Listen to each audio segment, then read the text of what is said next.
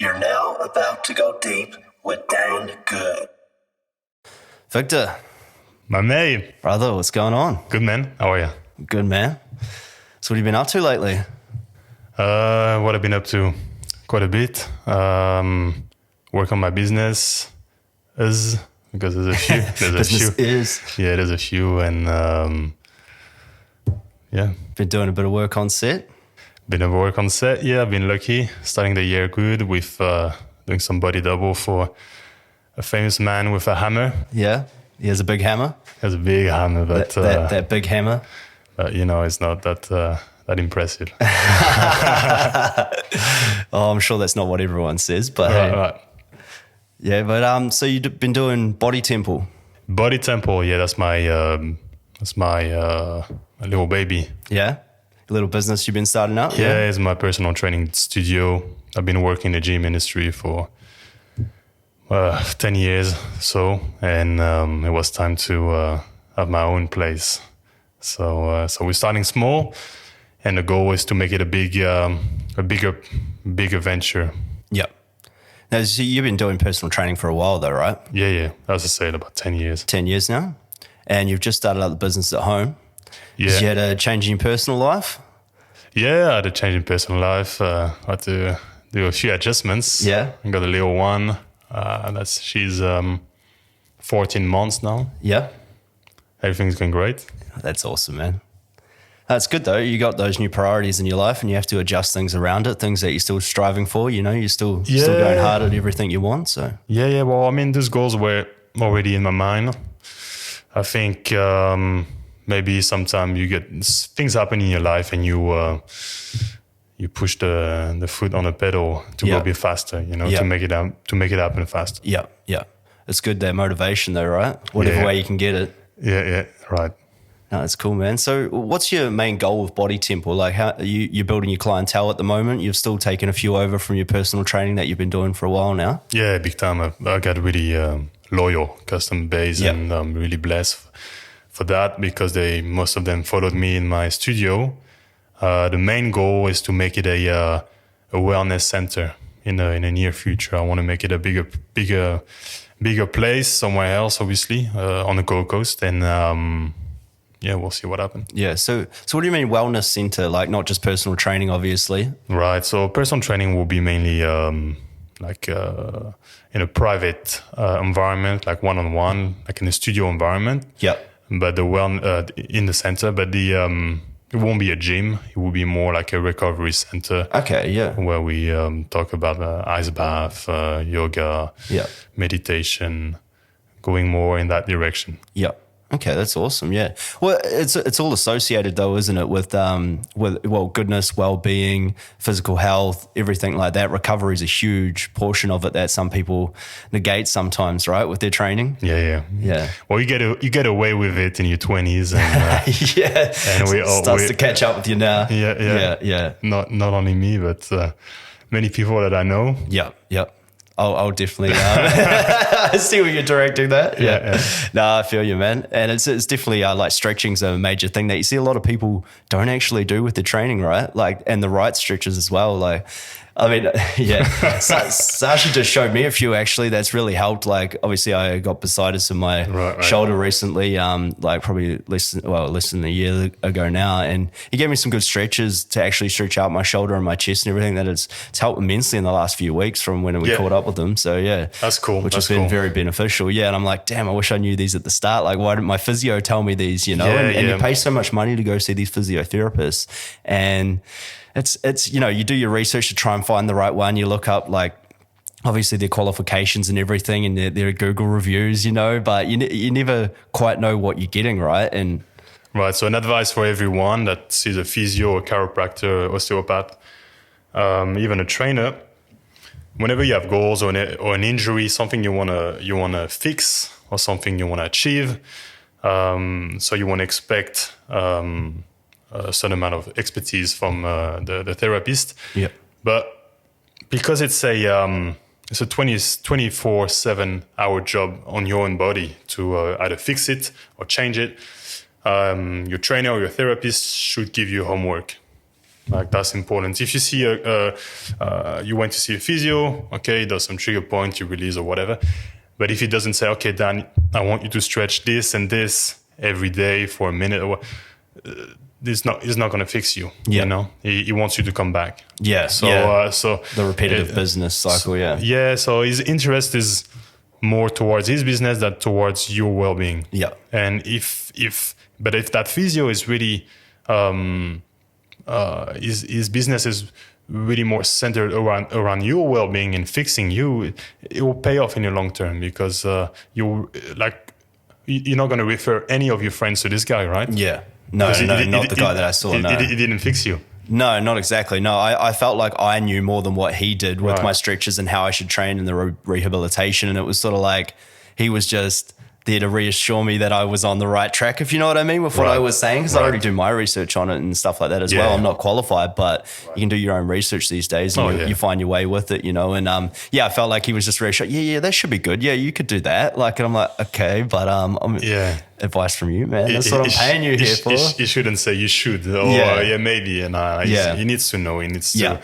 And if he doesn't know, he needs to tell you. Okay, I don't know. But go see this guy. He knows. Yeah, that's what I do with my clients. Because I'm also a sport massage therapist. I've got a certain scope of practice, and I work within that.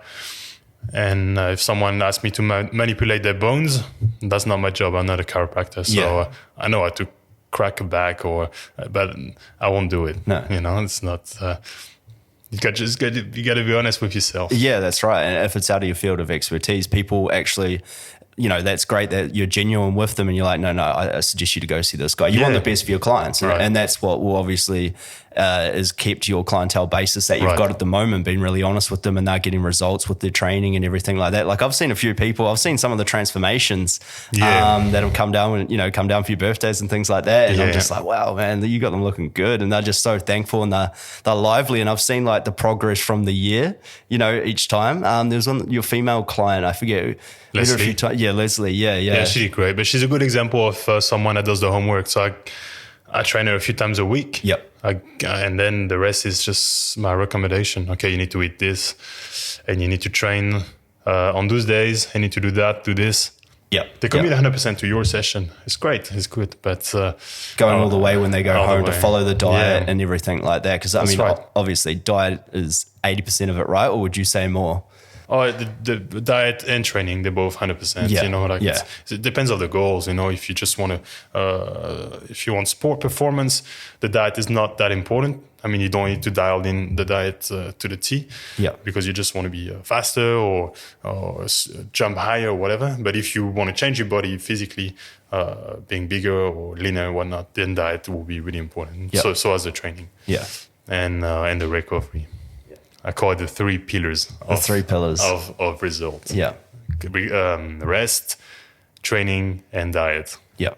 That rest is a key one, that some of us don't get enough sleep and rest to actually, for the muscles to do everything they need to and the body to actually recover, right? I mean, I've been guilty of it before, pushing it late nights. Yeah, not enough sleep. And as you said, recovery and rest is also your stretching, your trigger point, your foam rolling, you're going to see a massage therapist, not when you're injured, but before you're injured, that kind of thing. And, but we all learn the hard way, we all only... Yes, we do. It's just like you with acting, for example, you can see an acting coach once a week, but if you don't do the homework or if you don't practice your lines during the week or whatnot, your performance is not going to be good. That's right. The result is like anything, like in a business, you can go to school and learn how to make the business work, but if you don't apply it day in, day out, it doesn't happen. What good's the knowledge? Yeah. Right. So in fitness, it's the same as everywhere else. Yeah, I think. Yeah. So speaking of diet and everything like that, you are vegan. Yeah, which is amazing, and you look amazing, brother. Thank you. So how long have you been vegan for? That's going to be about 8 years now. 8 years, yeah, going solid. And so how was your transition to going from vegan, and why did you do it, and how did it affect your training and everything that you were doing? My transition was pretty much cold turkey. I just I'm really passionate about nutrition. Yeah, I'm reading always books about it, and I've always self-educated myself, about nutrition. I've tried anything, you name it, I've tried it. And veganism was on the list. I mean, plant-based diet was, veganism is it's also a way of life, you know, it's like, it's anything, you know, like you clothes or whatnot. But if we talk about diet, we can call it the vegan diet or the plant-based diet, you know, when your only source of food comes from plants. Right. So it was on my list. I was not in a rush to try it because I was a heavy meat eater. I was eating it every single day. And I was back when I was living in NZ that I made the transition. And I read a couple cool books about the whole science behind the plant-based diet. And I tried it 30 days and I really enjoyed it. My recovery was great. My energy level was better. And so I gave it another month, and that other month became 8 years, you know. So you got to know what you're doing when you do it, because there's supplements you're going to have to take. You're going to have to make sure you get every nutrients you need, especially if you train, not every day, but like 5 times a week. And you got a higher demand than the average person because you train. But it's possible. It's possible, and it feels great, you know. Yeah. Especially changing when you're in New Zealand, mate. That's where some of the best meat's from. Yeah, I know. Yeah, what was the thing that made you change then all of a sudden? That was just a couple books I told you. That you read. One is called The China Study, and the other one is The Starch Solution from Dr. McGoogle. Yeah. And that's pretty much just curiosity mainly. So it was more for a selfish reason. It was for myself to start with. And throughout the years of being plant-based or vegan, it became as well ethical, which helps to stick to it. If it was only for health reason or for my own achievements, I could get away with eating meat a couple times a year or even a couple times a week or whatnot. It wouldn't change anything on my blood or whatnot. You know, I'm not going to go into details. But now it became ethical as much as it is for my health. So. Yeah. So when you say supplements, because I've seen that before with a few people that have tried it for a little while and they were really struggling, like getting sick all the time or just didn't have the energy. But what sort of supplements do you take then to actually get your health in line with basing around the plant-based diet? So supplements really depends on individuals. Okay, yeah. So obviously, if you want me to reply for myself, it depends. It all depends of. I'm really pretty religious as well. Even before I was a vegan, with my blood test, I do a frequent blood test every few months. Okay. I like to know where all my levels are. I'm a bit of a. I'm really anal when it comes to fitness. You know, I want to know everything, and I track everything. Yeah, I track my performance. I track my blood test. For me, it all comes together. Yeah. So for me, it's easier. I can see my zinc is a bit low, my iron is a bit low, my B12 is low. I know straight away. So you adjust that, yeah. And adjust it. Yeah. Most of people don't know. Yeah. They're like, I feel like shit. But they don't know if it's, it could be the B12, it could be the iron, could be just because they're sick, because they go late at night and they drink, you know. So it's a huge thing for fitness, health and well-being. So if the people felt like shit, I don't know what to say. I need to look what they ate. I need to see the whole picture. Yeah. Once again, I'm not a doctor. I'm not a qualified nutritionist. But I know a little bit. I've been doing it for a little while. Yeah. So, I use on and off. I would use zinc, iron, magnesium. What else? Vitamin K sometimes. Most vitamin Bs, creatine, B12 obviously, but most of them I would use them on a non-vegan diet as well. You know, you got to remember when you train a lot, sometimes the common diet is just not enough. You need a little bit of more of this or a little bit more of that. You know, your muscles deplete really quickly of its vitamins, minerals, and you got to supplement yourself. Yeah. I think it's an interesting thing that I've found that like some of the podcasts that I've listened to and things like that with people that like have been large meat eaters from before and then they've switched to the vegan or plant-based diet. Some really interesting things that I've heard and what they've said, and you can clearly see it in them from videos before and things like that, is that they've said that they feel so much better. Like their energy levels have increased and they just feel more connected with their body and things like that. I mean, was there something like that for you when you initially changed from? Yeah, 100%. Yeah. Like you feel, I feel like obviously you got to do it within healthy food. You can be a shit vegan. Like, I mean, in a sense, like you can have a shit plant-based diet. You can have a really crap one with, I don't know, like just processed bread with margarine and Vegemite, like this might taste good, but that's vegan, but it's not. I see what you mean. Yeah. It's kind of the junk food part of. Right. Yeah. So it can feel amazing on a non-vegan diet. Yeah. But I was, like, to give you my example, I was clean. I was eating a clean non-vegan diet, and I just transitioned to a clean vegan diet. And it's true, I felt better on a clean vegan diet. Yeah. And I felt more energized.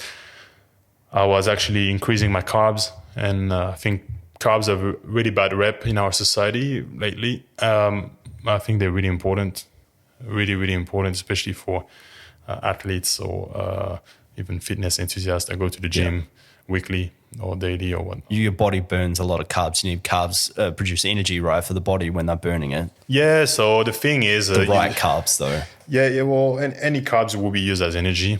And if you use too much, of course, you can...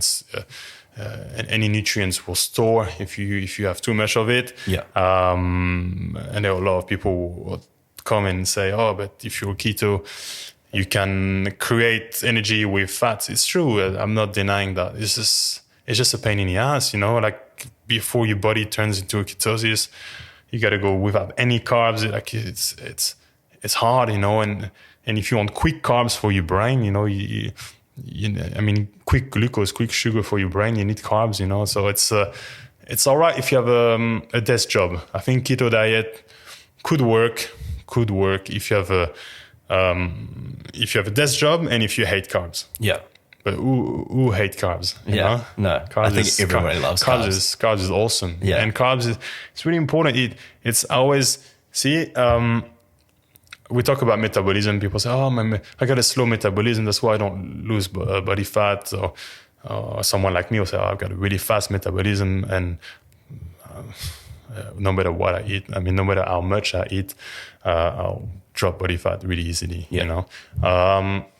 But the metabolism is something you can change with your diet, and see your metabolism as a fire.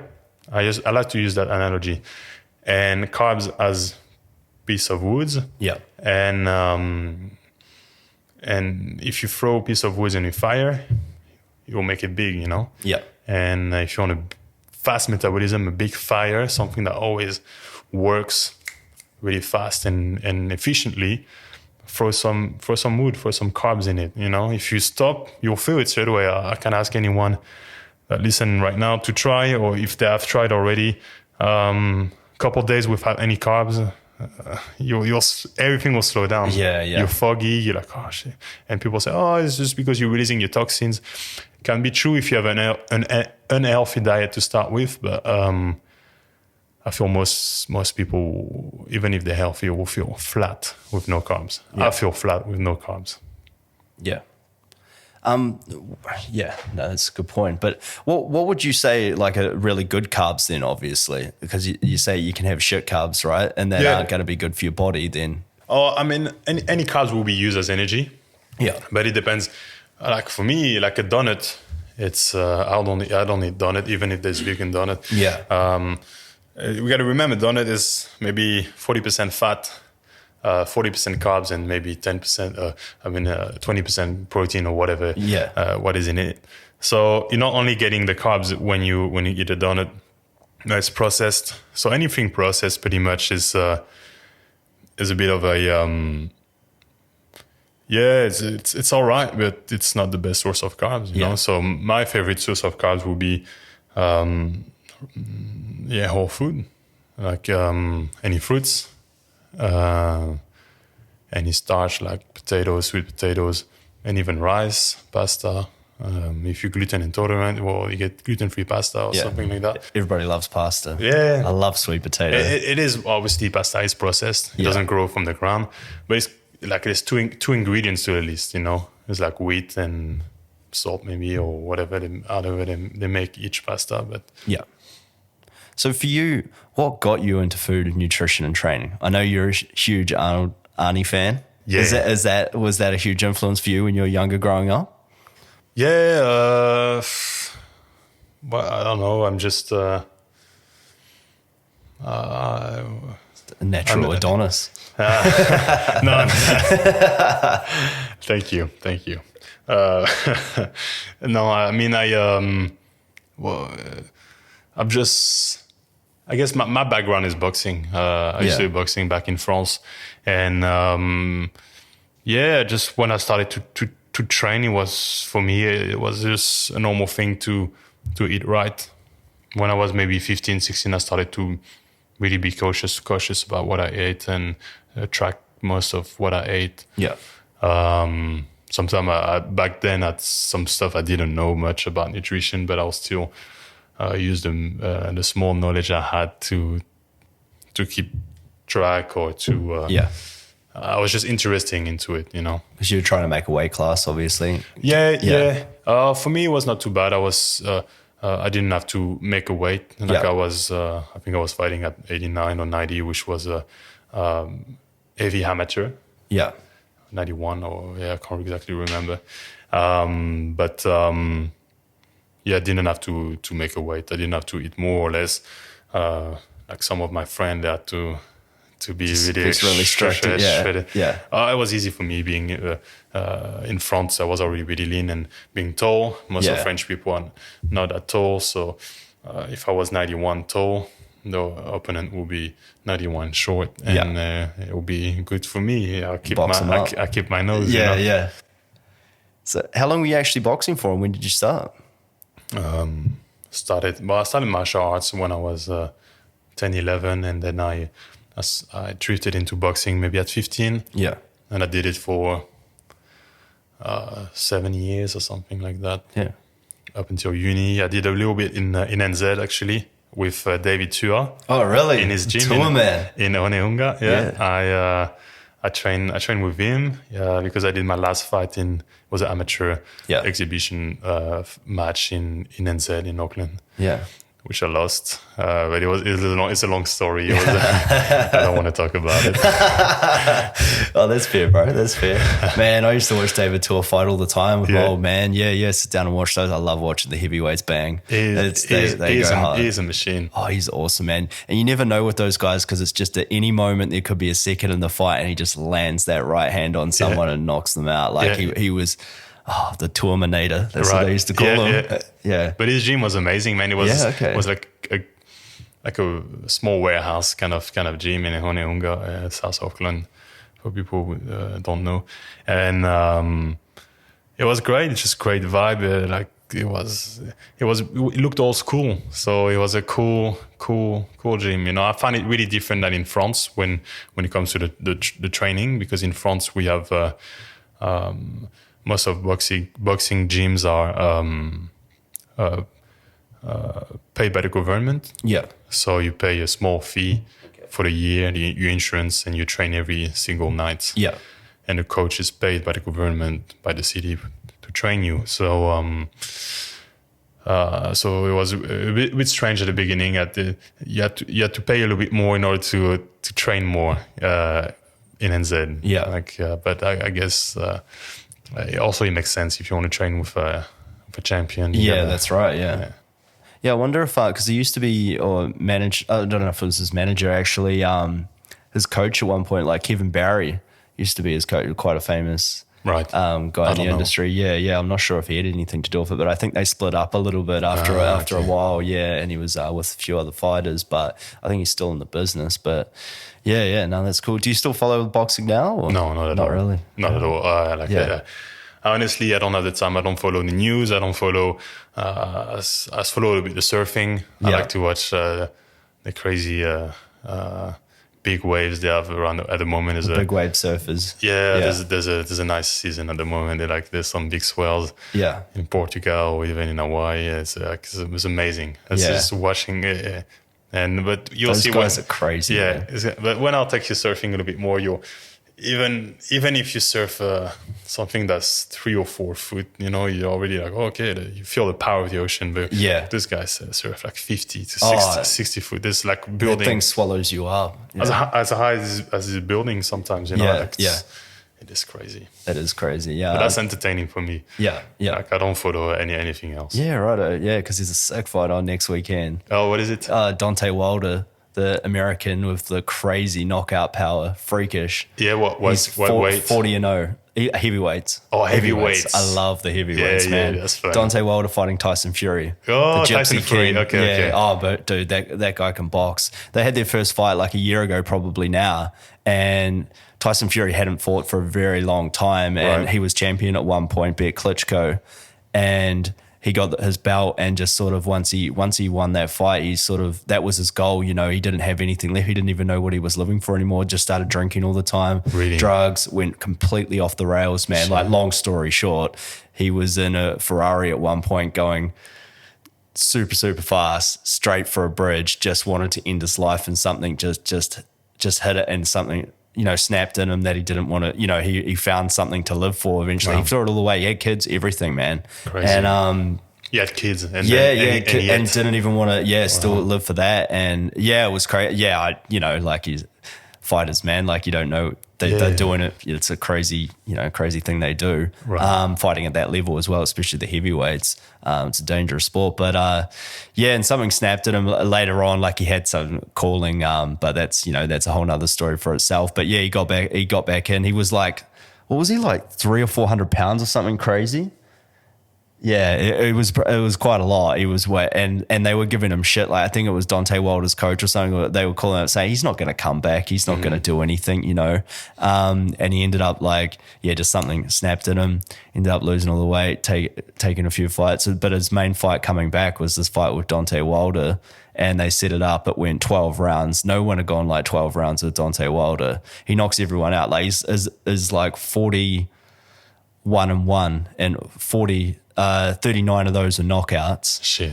And one was a decision draw that they ended up having in 12 rounds. And Wow. he knocked Tyson Fury out like twice in the fight, knocked him down in the last round. He just rose from the dead with 8-9 seconds on the count, came back and actually ended up boxing him, and he won that round, and they called it a draw. Wow, it was a crazy fight, man. That's crazy, it was awesome to watch, but it really lit the heavyweight fighting back up again on the map, if you know what I mean. There was always Anthony Joshua, the English fighter, that had 3 belts and holding on to it, and kind of... What happened with him? He's still fighting? Yeah. He's still got it. And recently after that fight, that kind of lit it back up again. He had a fight. He was supposed to fight another American fighter, Baby Miller, Brooklyn Baby Miller, or whatever his name was. Jarrell. Yeah, Big Baby Miller, that's his name. Big, fat, large guy. Yeah. And he got tested positive for some substances or something, and they got Andy Ruiz, a Mexican fighter, to come in last minute, 2-3 weeks out from the fight, and he ended up knocking Joshua out. Wow. And won all 3 of his belts. And shit. Yeah. When was that? That was only probably 8 months ago now, probably. Wow. I would say. And they've recently just fought again, and AJ came back different. He knocked him down in the round, then he came back in about the 3rd or 5th round and sort of knocked Joshua down a bit, got back up and ended up knocking him down again and knocked him out. And he won all the belts. Wow. Crazy, 2nd or 1st ever Mexican champion. Yeah. And so they recently had a rematch a month ago. Right. And so he was partying it up a little bit. Everyone was like, oh, he's going to come back. He's a tubby dude. Like you wouldn't even know. He's probably he's ripped under that fat, got really fast hands, can box, can really, really box. He actually fought Joseph Parker, the New Zealand guy. That was his only other loss other than that. And who actually fought AJ, and AJ got one of his belts. Right. And then, they fought, he won, and then they just fought again recently, and AJ seemed to really have obviously taken the loss heavily, lost all his belts and everything, and he came in and he was like ducking and diving and weaving like Muhammad Ali kind of thing, a big heavyweight doing that, and he won. But Andy Ruiz threw it away. Like he came in with more weight than he had before. And word was that he didn't even really train for it. He was out partying with his new status, like all that it factor and all that energy on him kind of got to him, and he was lapping up, and he's probably never had it before, in his life, not like that level either, which not many people would get. That's cool. And it was cool, man. So they're fighting next weekend. Next Sunday, I'll be watching that shit for sure. Nice. But Deontay Wilder and Tyson Fury rematch. Cool. Do you bet? Do you put money? Nah, I'm not really a gambler. Like I'd gamble like with friends, like, oh, do you want to do this? Do you want to do that? Right. But see, there's Tyson Fury. Look at that. Yeah. No, I know the guy. Yeah. That's crazy for them. That's the transformation. Drinking all the beers, having a few pints down the pub. So you've been doing some acting obviously lately as well. You just jumped off a film. Was it last year sort of thing? Towards the end of the year last year? First feature, was it? First speaking role in a feature. Yeah. So how did that all go for you? Yeah, it was really cool. Yeah. It was really cool. I was really lucky. I had a scene partner that was like in the storyline. I mean, the two characters were always together. Yeah. So two agents and Andrew Fraser, the actor that was with me, what a great connection. So made it way easier. Yeah. And it was a great experience. It wasn't a big budget film, so everybody had to kind of drive their own way to the location. You're in the indie film game. That's right. How it goes. Yeah, and it was great because you feel more part of it, and everybody's chipping in a little bit, and with either the performance or whatever, Yeah. And quite a few local people were on the film, and it was great to see some old faces and shoot with some good friends of mine. Yeah. And it was a great experience. The character that I had to play was cool. I liked him a lot. So so you said you were playing an agent, was it? Yeah, like a corrupted agent. Yeah. Police force agent. Yeah, and because I was French, I didn't have to. Because I'm French and the character was French as well. I didn't have to change my accent or. So it was enjoyable. Yeah. Yeah, no, that's awesome. No pressure. It was good. Yeah. Well, if you had to sum up the film, what would you sort of say that it's all about? Because Jeremy's the writer-director, obviously, of this film that we're both friends with. And I've done a bunch of films with him as well. And he's going to come on the podcast in a couple of weeks. So, like, he can talk to house down. You know what he's like. Say hi from me. Oh, well, he'll come in the room with his big dick energy. Yeah. Man, that was classic the other day. Yeah. But... well, he'll tell you more about it. But to summarize, it's happening on a Gold Coast, and there is I'm really bad at summarizing. Yeah. I'll let him do the work. It's great. Yeah. It's actually a great script. He's a fantastic writer. Yeah, you know that Jeremy is really into his Tarantino's, and he doesn't mind taking pieces of different movies. And even I've got a scene in it that is like almost word by word a scene from American Psycho. So when you read the script, you're like, oh, I've seen this somewhere, and then you're like, okay, he took it from that movie. Yeah, he puts his own twist on what he's doing. Yeah, of course, the characters are different, but it's like really similar. And Tarantino does the same, and it works. It works out. You can see where they got the inspiration from, but he's put his own creative twist on everything. And I feel like it's a little bit of a tribute. He does. I think Jeremy does that with the movies he really likes. Yeah, the genres and everything. Yeah, he pays homage to it. Yeah, and Tarantino does the same. And it's not a style for everyone. Yeah. So, but I think it's great. I really like Tarantino's movies. Yeah. And even if they can be really violent I think it's good. It's the movie is a place when you can express yourself and go a bit, outside of the norm and not be afraid of shocking people, not be afraid of offending people, because it's a movie. At the end of the day, it's like a book. It's just images of a book. Yeah. You don't hear many people complaining about books, but you always hear people complaining about movies being too much this or too much that. I mean, it's like they can do whatever the fuck they want to do, It's an art form, and that's artistic violence that he's generally doing. Like he's doing it for a reason sometimes. It's like in Once Upon a Time in Hollywood where he had that fight with Brad Pitt. Yeah. Brad Pitt's awesome in it, by the way. Just won the Oscar, Best Supporting Actor. Yeah. But his character in Bruce Lee, and he's a stunt guy. But it's like, and I found an interesting twist on it that someone said the other day. It's like that Once Upon a Time in Hollywood. It's like if you were in Hollywood and you hear all these stories all the time about everything that goes on, like this person did this and that, like it's generally told. And it's like, obviously, how stories get created and someone's talking to this person and things get added on, like this happened. And that's sort of, it's kind of like in that mindset of like, this is Hollywood and this is what happens, if you know what I mean. Like someone may have just thrown a punch at Bruce Lee at some point. It's not necessarily like that's the exact thing that happened in real life, but it's his interpretation of something happened once upon a time in Hollywood. Yeah. And it was a great scene, I remember.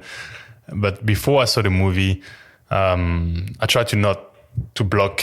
I don't like to get spoiled. I don't even watch trailer. When I decide to watch a movie, I know you go in to watch it. I know I want to watch it. But I remember before the movie, I've heard that Bruce Lee's family was offended, and they was like, "Oh, this is not right," or whatnot. Yeah, there was a lot said about that. Yeah, and then when I saw the movie, I got why. But once again,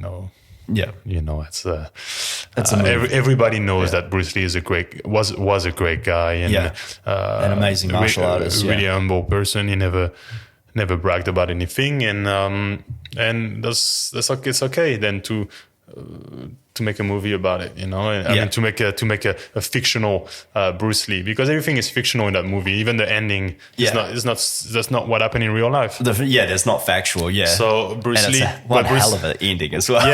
And what Bruce Lee did is not what happened in real life either. So it's all good. It's no problem. If everything of the movie exactly what happened in real life, but the Bruce Lee part, then I understand. Yeah, you can understand the outrage. We could tell, okay, well, Tarantino, that's a bit, a bit on the nose. Yeah. Yeah, no, it's a brilliant film. That flamethrower at the end and the dog attacking the chick, and she still feels like the dog's on top of her when she goes into the pool. She's like fighting it off still, and she's not even like nothing's happening, but her head's on fire. Yeah, it's awesome. Spoiler alert. Probably shouldn't have said that too much, but I'm sure if you haven't seen that film by now, what are you doing? Too bad for you. Yeah, that's right. It's awesome, man. So you've done a bit of modeling as well, right? Well, yeah, a little bit. Back in my uni days. Back in uni days, yeah. Yeah, it was not something I aspired to be, but it just happened when I was living in Paris, London, or Amsterdam. I was lucky enough to be in those main cities in Europe when I studied when I was young.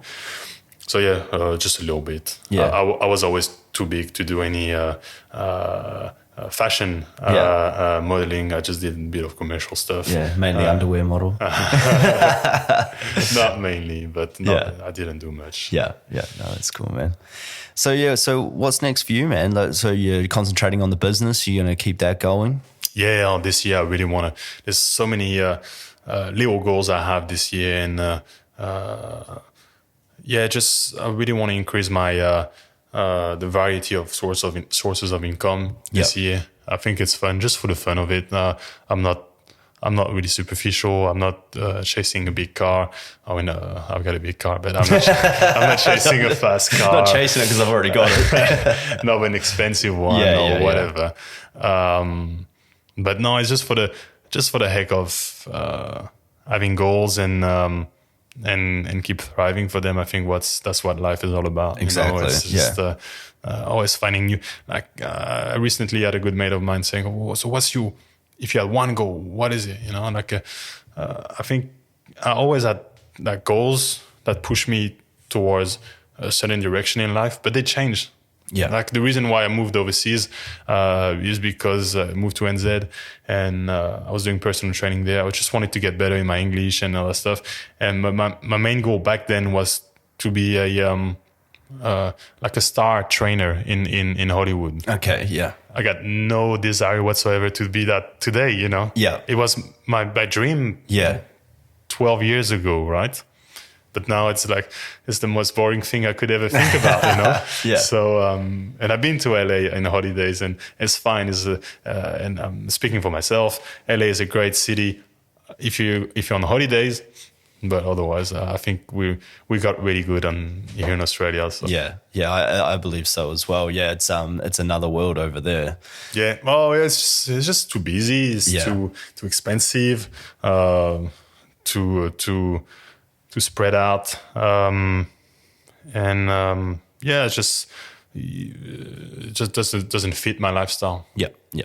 Each to their own as well, right? Like, you know, people that are there are generally there for a purpose, right? It's amazing weather as well. It's hot all the time, hardly ever rains, but they're generally there chasing a dream, right? I mean, that's 100%. the Hollywood appeal, you know, and you put up with a lot of shit in between that. Yeah. Oh, I've got it's an expensive place to live, though. I've got huge respect for people. I'm just saying for myself. Yeah, you know, of like, course. I'm just explaining how goals can change, you know? Yeah. And so to reply to your question, at the moment, it's really about ticking boxes and keep growing in what I've started last year and what I'm going to start this year. So a few online businesses. I always, even when I was uni, made some pocket money selling stuff online and stuff. I did it before anyone did it, you know. Yeah. And now I kind of want to do it again, but more seriously. So yeah. So is that buying certain things and selling them online? Is that what? Yeah. More niche objects? Or? Yeah, definitely. Just like collectible stuff that I used to collect when I was a teenager. Yeah. I'm talking about 13, 14, 15 years, even before eBay was in France. Yeah, well, we had an auction website like eBay. It was another name and it got bought by eBay, I don't know, in 2006 or 7. Yeah, right. But early 2000s, I was collecting shit and buying them from Japan and selling them in France. We got a huge market about Japanese collectible stuff in France. So I was just, at the beginning, I was just buying them for myself. And then I had a few extras and I sell them. And I was like, oh, well, I can actually make a good margin here. So then it became a little hobby. And it's so much fun when you sell something that you enjoy. Yeah.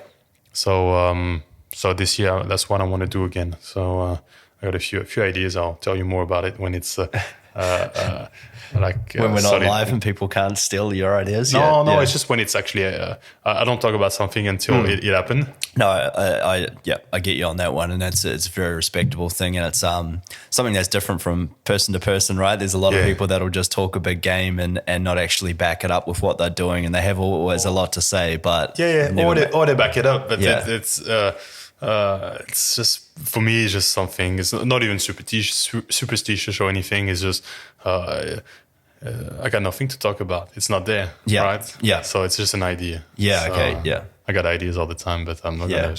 We could talk and bored everyone for an hour with all my ideas. your ideas, or yours. Yeah. No, there's plenty of those. No, it's right though. When you get those creative sparks, you always have a lot of them, but it's important to get them down organically, and then you can go back to them later, because I don't know if you find that when the idea pops in your mind, it kind of consumes your mind for a while and you're always thinking about that idea, and it's like if you don't get it down, it's really hard to go back to that organic state again to really bring it back up in your mind. What do you mean? Like if I get an idea of something, too spiritual. If I get an idea about something that sparks in my mind, I can see like an avenue where that could be something that I'm interested in getting into, and I'm just like, oh my God, like my mind's consumed by it and I can't carry on and focus with what else I'm doing, you know, like working or training or whatever like that. Like I find it's really good to get that idea down, so you can come back to it later, like in its organic state, like it'll jog your memory back again since you write it down like a thought or voice it. I mean, now these days with phones and everything, you can voice like ideas, and you can go, okay, now I understand the wavelength that I was on before, and it sparks back in your mind again, like that organic thought that came to you. Yeah, no, it's true. But it depends how busy you are with things. Of course, yeah. Like at the moment, I've got a really good balance of life, and when I've got an idea that I get into work and I get started. Yeah. And when you get, this is the main thing, for anyone who listens, if they want to do something, it just starts. And it's just like, once the train starts to go, it's just even as slow as it is, it doesn't matter. Yeah, as long as you go forward, it will happen eventually. Yeah, the main thing is starting it and getting some momentum going with that idea. Yeah, as soon as you start like writing something down, the main thing, even if you're writing very little down or it's not quality, it'll eventually come out once you start and you push yourself to actually start something. Yeah. Yeah. No, it's right. It's same with like writing jokes lately. That's another thing that I mean with like the ideas coming to me. Like I'm just in the gym and I'll just think of this thought process and I'm like, and I've got this premise and I'm like, I got to get that down. Like I'm going to forget it later, like exactly how like the organic state that it was in. Yeah. Like it happened to me the other day. Like I haven't gone up since the first 2 times I did stand up and I'm like, you got to do it, man. Stop using the excuse that you're working on the podcast or behind the scene. I'm like, just ring up and try and get a spot, which is hard. You got to sit on the phone for like 10 minutes trying to get it sometimes. Right. Here anyway. And I did. I got a spot and it's like, and then they gave it to me and it's on the 1st of March, right on my birthday. And I'm like, I'm not saying no, who cares? It's all good. I'm doing this, I've got the spot. And literally 5 minutes later, I just think of this idea. Yeah. And I'm like, well, this is actually pretty funny. Like, I think this could be actually my best joke that I've done. Cool. Yeah. And I'm just like, just sitting on the bed. I'm that guy, like with my phone in my hand, getting the bed. Yeah. And I'm just like writing it out and I'm laughing to myself. And I'm like, oh shit, I think I got a good opening joke. Because you started, you made a phone call. Exactly. And that's the first step to do, and like, oh, I've got a show in a month and now I got to make the jokes. Yeah. That's it, awesome, man. And it just, because the cogs start turning, like they're just sitting there before and you're not using that portion of your brain, if you know what I mean. Right. But as soon as I took that first step, they just start working over again in the background and then it's like, boom, joke. And I'm like, okay, now they start spinning it. I'm like, and then I'm sitting on there for like 10 minutes writing out this joke and I'm like, oh shit, okay. Is it improv as well? Can you interact with the crowd? You definitely could. You can do basically whatever you want up there. Like there's a guy that's so good at that. Chris D'Elia, do you know him? Chris D'Elia, yeah. Funny. Oh, he's hilarious. When he starts to go on the crowd, man. I feel like they all have certain set jokes and a direction they want to go to. Oh, yeah. If a guy has a beard, there's always some guy with a beard in the crowd. Yeah. So you beard, and they make a joke about the beard, right? Yeah. But it feels great because it looks like it's on the spot. Yeah. Oh, it's like go-to jokes that they have in the background if they want to bring something up, and that's called doing crowd work. Okay. And you're right though. There's always a female in the audience that you can direct it to, and generally they do the front row because they express something that everyone's laughing because they're taking the piss out of them or what have you. But yeah, they generally go in with like a set. Like basically, you'd start like these. Like the open mics that I'm going to, when you start, you got like 5-6 minutes. So you're trying jokes out there and see what works. And it takes you a long period of, depends how good you are or what have you. And your audience is different each time. But you start trialing things and seeing what works, and you're like, okay, I can use that next time. And then you start to use it and you work it out and it flows a bit better. And then you're like, okay, now I understand how this joke works properly. I've got this one now. And that's how they start building that material out to their bigger shows and their theaters. And then they do arenas, if you're massive. But Chris D'Elia is hilarious, man. His Instagram is awesome. Do you follow him on Instagram or anything? No, I shouldn't. Man, he's got some great videos. But he's one of the real top comics going around in America. Yeah, I've heard him on some podcasts, man. I was listening to it in the gym and I almost dropped the weight on my face. I was laughing so hard. Oh, shit. It was hilarious. He was on The Fighter and the Kid with Brendan Schaub and Brian Callen. Ex-UFC fighter, gone to comedian. Brendan Schaub and Brian Callen used to be on Entourage and stuff like that. Oh, yeah. The guy that played the 2 twin brothers. Do you remember that? One of the agents that used to be in Ari's office, but he's hilarious anyway. But he's a good comedian anyway as well. But he was just ragging on Brian Callen this one time and it just wouldn't let up for like 40 minutes. And I was in tears, man, laughing in the gym. Yeah, I was doing light presses and I almost dropped it straight on my face. Why do you listen to podcasts in the gym? That's my question. Because I've got addicted to them. That's why I ended up doing one myself. Literally, it took me years and this guy bagging on to me, get into them. And I just, once I not sat down and listened to them. I listen to them at work when I can get away with it, or at home when I'm cooking dinner, just stuff like that. Rather, it gets me watching TV, you know, it gets me off from that. I find them very interesting with the guests that they have on, and I get a lot from them. So I just started going, and then I just went deep in it, man. It's like most things I do, I get addicted to it, you know what I mean? And so, cool. but yeah, it's been really interesting. But yeah, I mean, like leg day, man, I need to put music on because I need that extra like switch of motivation sometimes. But yeah, I don't know, they just took over what I was doing, my media platform of listening to everything. Yeah. Yeah, no, that's cool. That's cool. Yeah. You excused. You're like, what do you listen to podcasts in the gym? What do you listen? What are you listening to music, or are you? Because you see those guys that just don't listen to anything and just train. Yeah, well, I mean, music can be great. I like to listen to music, and because I've got my own studio now, I can crank up whatever music. I feel in the background, yeah. But no music is good as well. The most important thing when you train, I think, is the listening to your voice in your head. You know, that's the one that makes you really push harder. But the music gets you going as well. Yeah. If, like, let's say you're a bit tired or whatever, like if it's good music, something that you like, something that your body responds to, Yes. it's a vibration, you know. Yeah, stimulates your mind and your body follows. Yeah.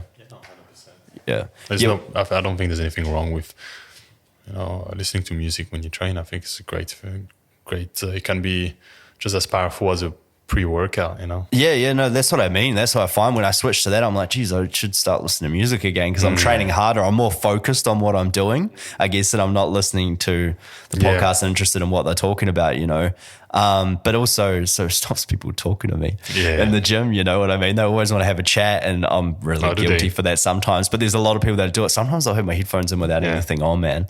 If they, you know, like, and just so they don't talk to me, you know, so I can focus in on what I'm doing because, you know, it's important, like, because that's something that you can get distracted. And when you're tired and you're training, or you're not quite there mentally, and you want to be focusing on actually activating those muscles when you're training, right? What you're training, and you can, you know, if you're training chest and you're not quite activating it properly and your shoulders are taking over, things like that, it can be, you can injure yourself quite easily. Yeah, or just if you, you're in a zone and all of a sudden someone talks to you and like, you're ready for your set, but like that voice that for me is like a little voice inside of my head. And I start to talk and to someone else, and as I said, it's hard to get back in the zone in a train, you know? So it's a good excuse to not talk to people if you have headsets. Exactly, yeah. But once again, I've got the luxury of having my own studio, so no one's there to talk to me. Man, that must be awesome. Just being able to just go through the door in your own house, and then you're like, boom, just get it done. It's awesome. Yeah, it's been really motivating. Actually, I thought I would have joined the gym by now. Yeah. But I don't want to. I'm really. I can train at the time I want, and I stay really centered in my workout, and I keep making progress. So I'm happy. Yeah, no, that's awesome. So how did you go like setting everything up though? Like with your training equipment, did you order that all online? Like what sort? I took all my measurements. I knew what I wanted. Yeah. There's so much thing I want, but it's just that much I can fit, right? Yeah. So I took all the measurements. It took me a couple of days to work on the space and decide where I'm going to put this, and if I can, do I get room for this and that, and then I started to just source equipment from anywhere from online to gyms that were closing down. I just got. It's not hard. It's because the gym industry is so big. You know, it's so easy to find bargains and really good equipment. If you're willing to travel a little bit, get a truck and grab some stuff here and there. And I'm really happy with the end results. And that's something actually that I find it really fun to do, is making your own gym or making a gym in general. Yeah. I don't have time for it, but I know it's. I know some friends that actually do that for a living. They set up gyms. Yeah. So if fitness first come to you, say, okay, we need you to make the weight equipment area, and you need to source the equipment yourself and install everything. I I could see myself doing that. I don't want to. I got no time for that. You got other things you're doing, but it's cool, and it's actually a profession. Again, because man, there's so many gyms that open every fucking day. You know, Yeah, so you're right. Yeah, that's another reason why the wellness center, the Body Temple, won't be a gym. One-stop shop kind of. Well, it's got a lot of things like all around that industry and the fitness well-being that you're trying to do. Yeah, so people can come and they can get their massage. They can get, well, like you say, it's like meditation, person. So yoga, I'm assuming, and things like that. Yeah, yoga, meditation. The place is I'm just talking about ideas, right? So, at this point, At this stage, my studio is only a sport massage and personal training, everything private, one-on-one, and it's fun. It's good. Yeah, it's not for everyone, but it is for my clientele. Yeah, and people that only want to, they don't want to pay a gym membership. They just want to train with a trainer and feeling exclusive. They don't have to share equipment with anyone else. So, and for me, it's great. I don't have to wait because I plan my client session in advance. Everything needs to be, my sessions are planned in advance. So why not my clients, you know? Yeah. And if you're in a gym and it's busy, I can't do this, so I need to compromise and do that. No, I don't have to compromise anymore. So it's really a luxury. It's awesome. Yeah. No, that's amazing, man. Well, that's good. So Body Temple, where can everyone find that? You got a website for it? I made up a website. So it's www.body-temple.com.au and I made a Facebook page, Body Temple GC for Gold Coast, and Instagram page. I need to just bring more feed into that. I mean, I'm doing a weekly video on the YouTube and Instagram. Yeah, I've seen those. And IGTV. Yeah. But yeah, we'll see about social media stuff. Like, I mean, I try to grow, but it's not my priority. You know, we'll talk about this in the future. Yeah. You for now, you're focusing on your clients and just putting things out there, and then you're going to build it as you go, obviously. Right. Yeah. No, that's awesome, man.